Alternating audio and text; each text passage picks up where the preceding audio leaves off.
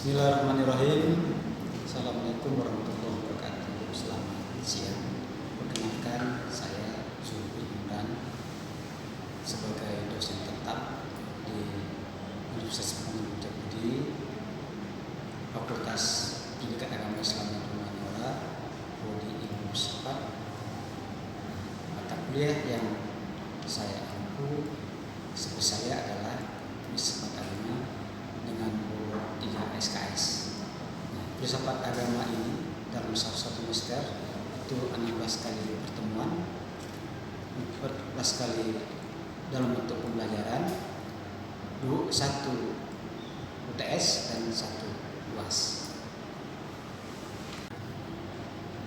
Metode yang digunakan dalam pembelajaran perkuliahan ini ada 2 metode. Pertama, bentuk ceramah. Yang kedua, tanya jawab. Untuk pertemuan yang sampai ke-16 itu terjadi tadi sudah saya sampaikan, ada 16 pertemuan, 14 dalam bentuk pembelajaran. Nah, pertemuan pertama adalah kontrak belajar. Nah, isinya adalah kesepakatan atau aturan PPM. Yang kedua adalah penilaian mahasiswa. Yang ketiga adalah menyampaikan 7 nilai dasar yayasan. Nah, di dalam pertemuan pertama ini itu lebih menekankan kepada mahasiswa adalah agar mahasiswa lebih komitmen, ya. Nah, lebih komitmen tentang kesepakatan untuk mendidik mereka supaya lebih memiliki rasa tanggung jawab terhadap dirinya. Ini lebih menekan kepada attitude-nya. Nah, di pertemuan kedua masuk kepada pengertian filsafat agama. Disampaikan apa itu pengertian filsafat dan apa itu pengertian agama. Nah, di pertemuan ketiga adalah agama sebagai objek filsafat. Apa objek dari filsafat yang dikembangkan di sini? Pertemuan keempat adalah kegunaan filsafat pada agama. Di pertemuan kelima adalah perkembangan konsep ketuhanan. Pertemuan keenam adalah problematika epistemologi. Pertemuan ketujuh adalah aliran dalam konsep ketuhanan. Nah, pertemuan ke-8 adalah UTS ujian tengah semester. Pertemuan ke-9 adalah berbagai bentuk keraguan dan penolakan terhadap agama. Pertemuan ke-10 adalah akar keraguan terhadap agama. Pertemuan ke-11 adalah argumen-argumen tentang wujud Tuhan. Pertemuan ke-12 Tuhan, manusia, dan ekstatologi. Pertemuan ke-13 Tuhan dalam perspektif filsafat. Pertemuan ke-14 agama dan sains modern. Pertemuan ke-15 adalah perbedaan pendekatan teologi dan filsafat. Pertemuan ke-16 adalah ujian akhir semester. Itulah pertemuan satu semester dalam perkuliahan mata kuliah filsafat agama. Untuk selanjutnya nanti kita akan masuk ke kelas atau ke dalam ruangan. Terima kasih.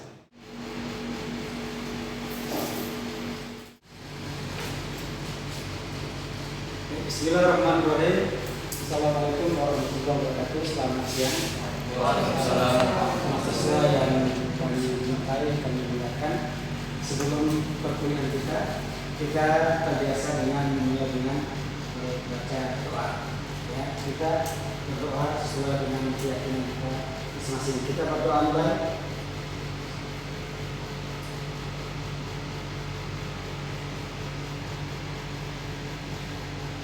Baik, selesai.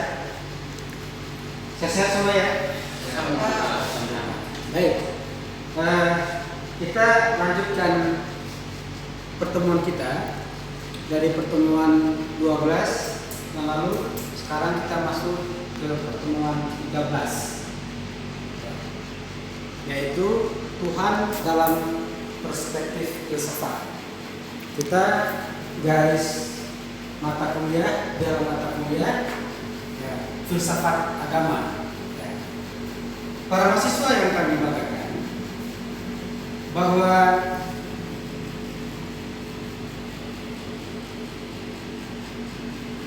kita harus paham dulu apa filsafat dan apa itu agama. Apakah agama itu berbeda dengan filsafat ataukah tidak? Apa kegunaan filsafat terhadap agama? Kemudian kita masuk kepada kajian dari filsafat agama Tuhan dalam perspektif filsafat. Nah, selama ini ya, kita mengkaji Tuhan itu dari perspektif agama. Selama kita paham kitab-kitab suci. Nah, kebetulan maksud dari Tuhan filsafat ini Tuhan dalam pengertian Tuhan secara umum. Bisa Tuhannya agama Islam, bisa Tuhannya agama yang bukan Islam, agama Nasrani, agama Yahudi, dan agama lainnya. Ya. Nah, filsafat itu apa? Nah, filsafat itu adalah cara berpikir. Berpikir itu adalah filsafat. Kita harus berpikir, karena tanpa berpikir orang tidak akan bisa ada kemajuan. Apa itu filsafat? Tadi kami katakan, filsafat adalah sesuatu yang dipikirkan, yang terfikirkan secara sistematis, secara kritis, secara mendalam, secara universal, secara menyeluruh. Itu filsafat. Tapi kalau pengertian filsafat itu sendiri adalah suatu cinta kepada kesederhanaan, cinta kepada kemuliaan, cinta kepada kebahagiaan. Cinta itu adalah filsafat. Ya. Jadi kalau orang tidak ada dalam dirinya rasa cinta, sebetulnya di dalam dirinya sudah tidak berfilsafat lagi. Berpikir itu adalah filsafat. Tetapi merenung juga berfilsafat. Merenung dengan menghayal sama tidak? Apa bedanya merenung sama menghayal? Ada yang bisa bedakan? Menurut saya bisa berpikir sesuatu yang akan terjadi. Benar, ya. Jadi merenung ya, beda ya. Menghayal juga filsafat. Misalnya seorang ahli melihat daun jatuh ke bawah. Bagi orang-orang yang awam melihat daun jatuh sesuatu yang biasa. Bagi orang-orang awam. Tapi seorang filsafat dia melihat, pertanyaannya adalah mengapa daun itu jatuh ke bawah? Nah, sekarang Bapak akan ajak kawan-kawan mahasiswa untuk berfilsafat. Kira-kira mengapa daun itu jatuhnya ke bawah? Bukan ke atas. Ada yang tahu? Daun kita lihat jatuhnya ke bawah. Oh, itu kan sudah hukum alam Pak. Oke. Sekarang pertanyaannya, mengapa daun itu tidak jatuhnya ke atas?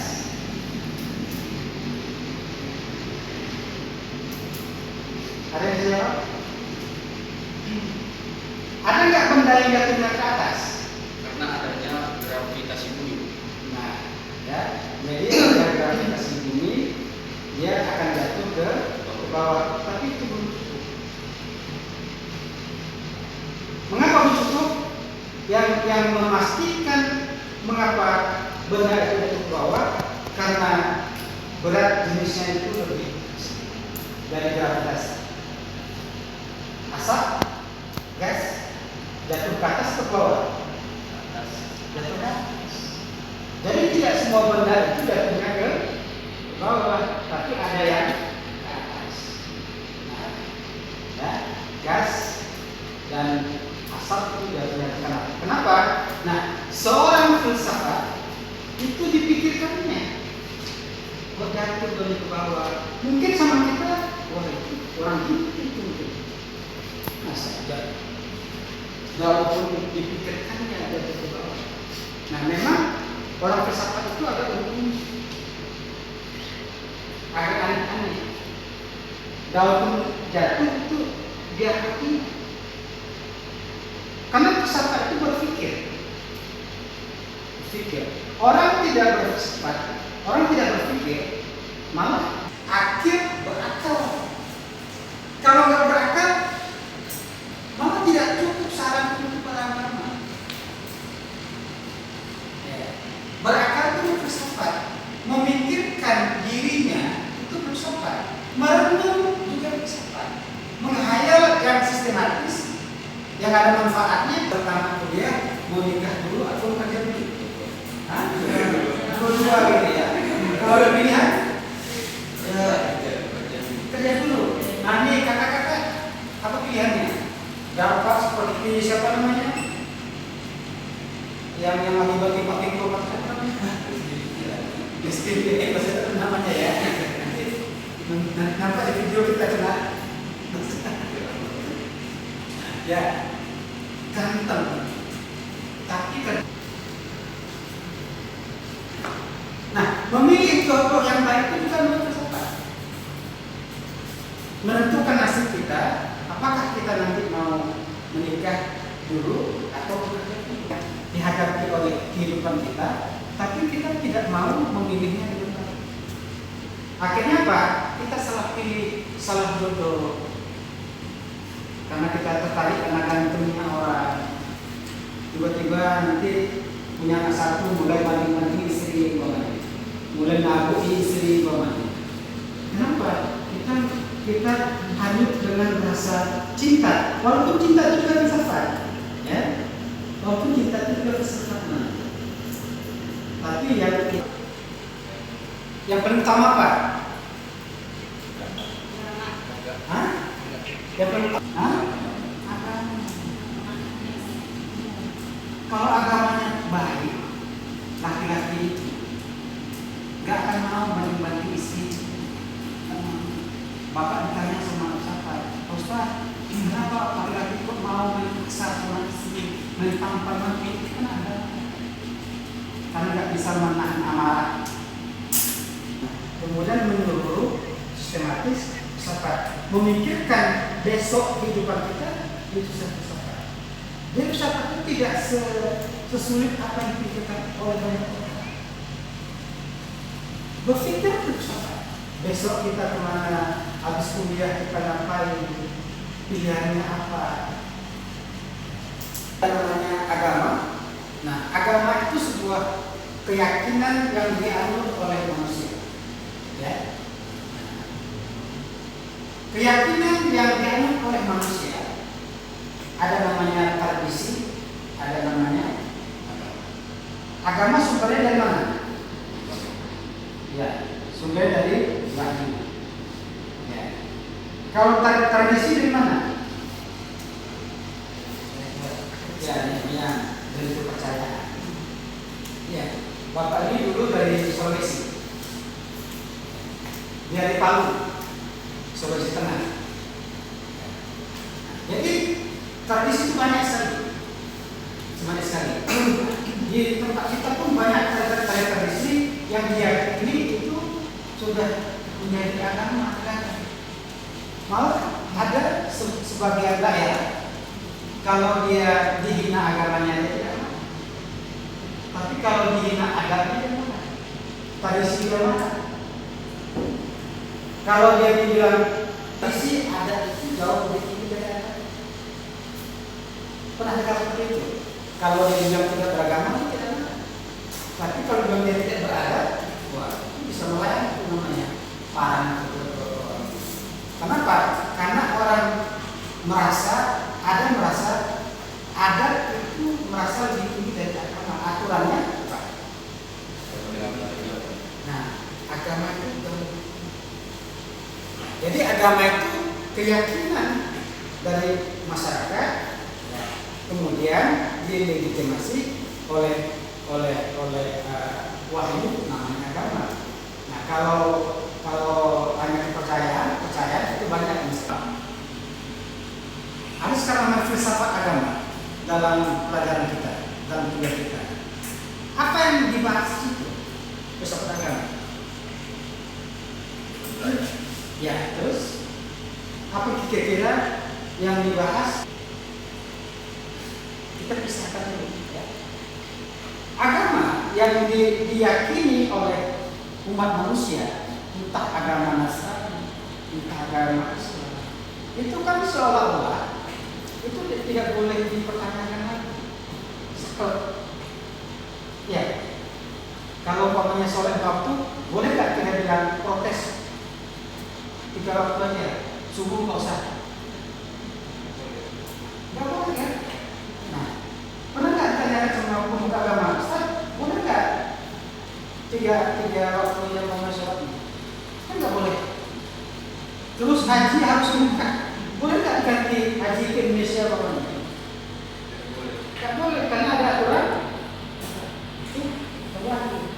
Jadi agama itu seolah-olah sebuah ajaran yang tidak boleh apa? Ya, tidak boleh diganggu gugat, gitu ya. Ya boleh, tidak boleh bahasa sekarang, bahasa anak muda, tidak boleh diamandemen. Ini kan dalam politik ya, sistem politik, bahasa politik. Agama tidak boleh diamandemen, tidak boleh digugat. Kalau kata agama punya mengajak orang beragama itu secara rasional, ya, secara masuk akal, secara sistematis. Misalnya apa? Kalau dalam ajaran agama tertentu, ya, umpamanya jangan dekati zina. Ada lagi ya? Kalau dalam agama, kalau dilanggar, hukumnya adalah apa? Dosa. Itu kajian dari agama. Itu kajian dari agama. Kalau dilanggar adalah dosa. Pertanyaannya, mengapa Tuhan buat dosa di situ? Ada apa dengan zina? Kan tidak diurai dalam agama, ya kan? Yang penting jangan dekati zina. Artinya apa? Mendekati pun jangan, apalagi dilakukan. Pertanyaannya, mengapa Tuhan melarang itu dan bilang yang melakukannya adalah dosa? Itu pertanyaan besar. Kita contohkan yang sederhana. Nah, filsafat mengurai ada apa dengan zina. Ya, jadi bukan hanya sinetron, ada apa dengan cinta, ada apa dengan zina. Apa efek dari Pak suami itu secara psikologis itu malu nggak keluarga? Itu secara psikologis. Itu baru secara psikologis. Itu orang tua kita malu tidak? Mungkin laki-laki yang nggak malu. Bagi yang hamil, malu tidak? Jadi malu. Itulah dampak salah satunya. Nah, dalam pengaruh ya malu itu pas waktu hamil itu anaknya bakat marah mungkin. Kalau anak orang tuanya lagi hamil suka nyanyi, itu anaknya nyanyi. Pernah tidak melihat seorang ibu hamil? Jadi apakah dampak pengaruh si ibu tadi ini ada kepada janin? Ternyata ada. Masukkan ala-ala, disuruh dia nyanyi, ternyata anak itu juga ikut bergembira itu nyanyi. Jadi ada kayak yang mereka turun musik-musik keren. Anak-anak pun melihat di dalam. Nah, memang diteliti orang kita. Maka itu mak-mak dulu waktu kita lagi hamil yang perempuan kan bilang tuh, jangan bunuh cerita, jangan bunuh coba, jangan bunuh ini, jangan itu. Kan dia tahu, tapi sebetulnya itu gimana? Selalu sedih waktu hamil, nanti anaknya. Jadi jangan sedih waktu hamil. Banyak bahagia, banyak gembira supaya anak cerdas. Anak orang waktu sibuk waktu dalam keadaan selalu bersedih, nanti anak agak sedikit tingkat nalar, karena orang bersedih itu tertutup daya nalar. Itu dampak satu mulai dari rejani lahir dia, ya. Nah, ini tinjau filsafat. Dalam agama, kegunaan filsafat agama, dia tidak akan punya kartu keluarga. Benar? Kalau dia nggak ada surat nikahnya, anaknya ada, waktu diurus kakaknya, keluarga, kalau nggak ada surat nikah, maka tidak bisa keluar surat kakak. Nah, kalau sekolah nanti bisa nggak?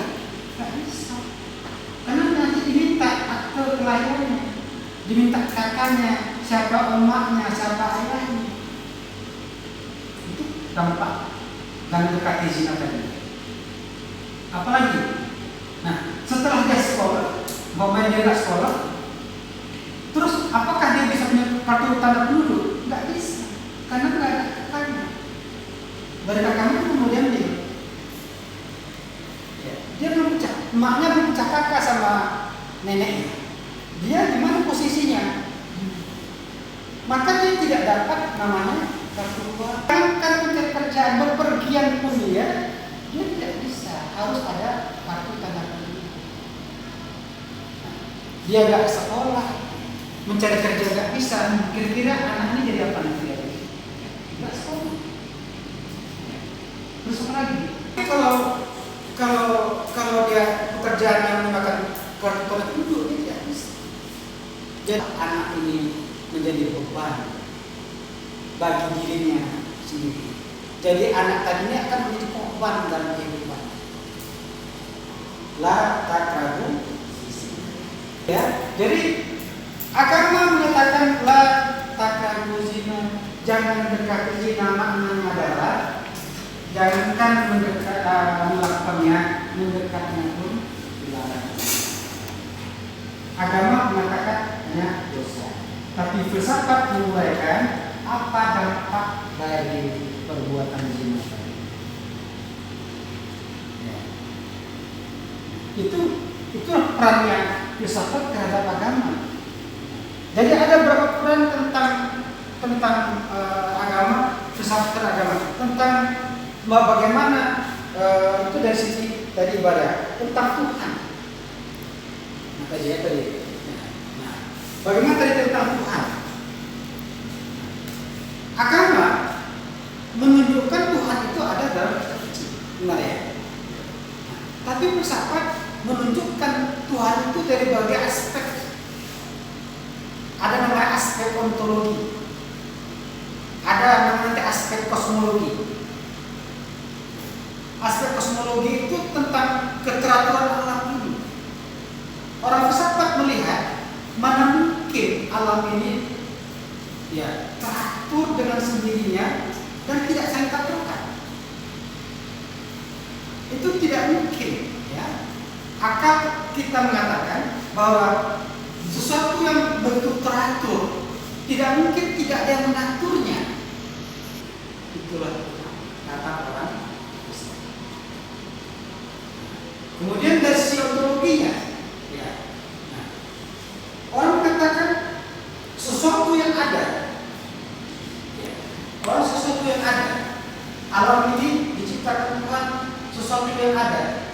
Nah, mana mungkin alam ini tercipta dengan sendiri? Mana mungkin? Ya. Nah, filsafat agama, ya sebetulnya antara filsafat sama agama kesamaannya adalah sama-sama dulu. Agama itu ada 3, objek filsafat itu juga ada 3. Apa objek filsafat? Yang pertama adalah Tuhan. Kalau ada kaum arti menciptakan filsafat, kira-kira jawaban kita Tuhan itu tercipta sendiri atau ada yang menciptakannya? Itu kajian filsafat. Nah, ini kira-kira apa Tuhan? Tuhan itu diciptakan atau tercipta? Tercipta. Ada yang beda pendapat? Di dunia filsafat orang boleh beda pendapat. Nah, itu bedanya. Menghargai berbeda pendapat. Kalau di dunia filsafat, ya. Karena dalam filsafat kebenaran itu hanya milik Allah SWT. Kita ini hanya berada di pinggiran kebenaran itu. Jadi tidak boleh orang mengklaim bahwa dia yang paling terbenar. Kalau dia mengklaim dia terbenar, artinya kebenaran yang mutlak adalah. Nah, dalam kajian ontologi umpamanya, apa bedanya Tuhan dengan makhluk? Apa bedanya Tuhan dengan makhluk? Ini dalam kajian filsafat. Coba definisi Tuhan itu apa?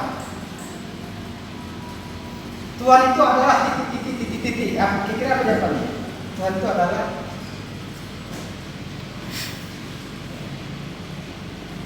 apa kira-kira? Ini orang agama ini. Tuhan itu adalah, kalau kita definisikan Tuhan itu apa? Esa terus menciptakan terus. Apakah Tuhan yang menciptakan ada? Hanya Esa saja? Yang mengatur ini siapa? Alam. Ya, Tuhan itu segalanya. Sekarang kita coba luruskan, ya, kita sederhanakan. Tuhan itu beda sama makhluk apa? Tuhan menciptakan makhluk ciptaan. Nah, ya, Tuhan itu menciptakan, makhluk diciptakan. Tuhan itu menciptakan disebut alam.